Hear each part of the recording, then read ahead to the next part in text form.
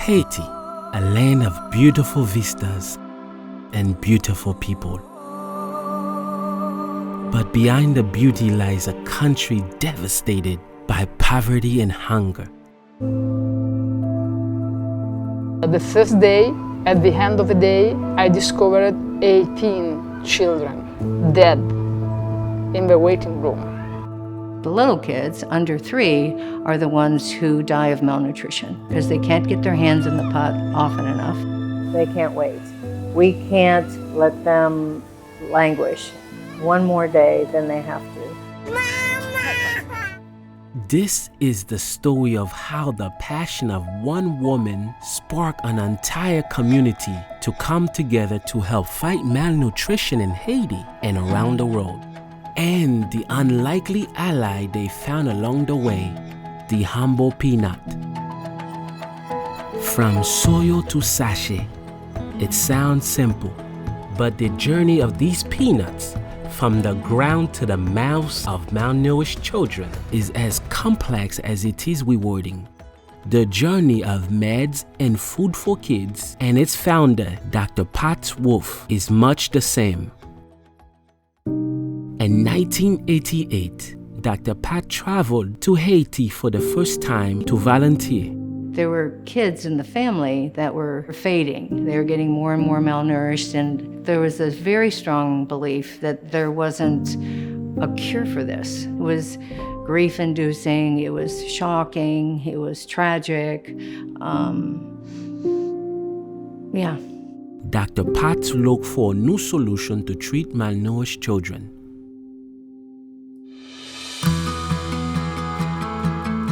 When we started making medicamamba in Haiti, it was revolutionary. And we bought all of the ingredients, milk, sugar, oil, and peanuts. We took it to a man downtown who had a grinder, and we said, let's see what comes out. And so we got this big bucket of our first medicamamba. Kids would come in just floppy, lifeless, and by a week, they were sitting up or walking. Bon, il pas de camper. Il va pas marcher parce qu'il était mal en pile jusqu'à ce que tu voyé l'hôpital là me vient à bon ensemble avec vient m'a balak manger mamba d'après j'ai été vient pas même j'ai encore ça comme dit même si pour gaya oui mais pour même moi gaya Parce que m'a regardé, si m'pas dans programme ça, m'pas t'a bien bébé. It was miraculous, really, for everyone who was involved in it. In 2011, Dr. Pat retired from a pediatric practice to devote 100% of her time to the project. When I started, I had a very unsophisticated view of what we were going to do. I figured I would raise a little money, I would make a little product, I would give it to some kids. We ramped up our ability to make this product. We ramped up our fundraising, but we realized what we really needed was we needed the international community to buy from us. In 2012, after a successful capital campaign, MFK cut the ribbon on a state-of-the-art 18,000 square foot factory located in Quartier Morin on the outskirts of Cap-Haïtien. At the MFK factory today, 66 Haitian employees produce several hundred metric tons of life-saving food each year. Je suis vraiment content pour moi-même.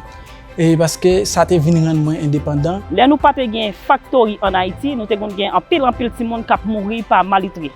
Mais du moment que docteur pas venu en Haïti, venu avec grand projet ça, ti monde pas mourir encore, ça fait nous content en pile et puis ça fait me content tout.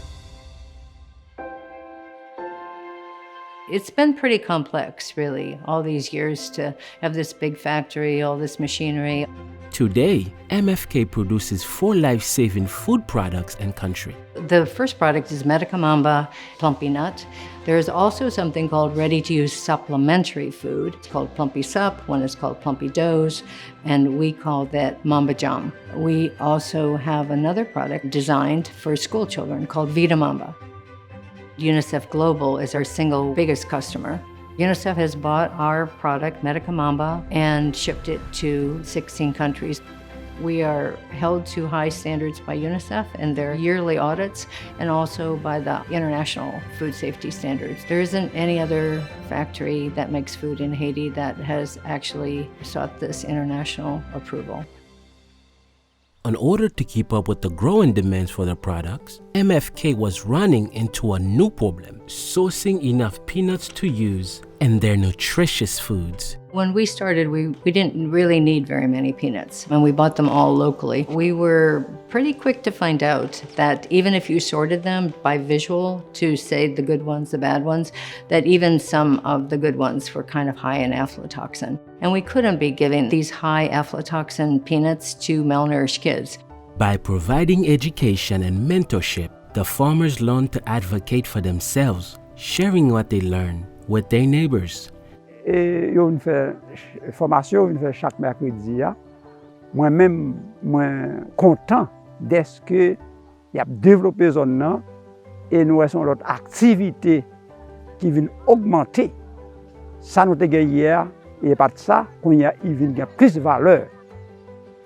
18 years later, more than 2,400 farmers are taking the education they have learned in MFK's program out into the fields and into their communities. All the farmers have gotten the word.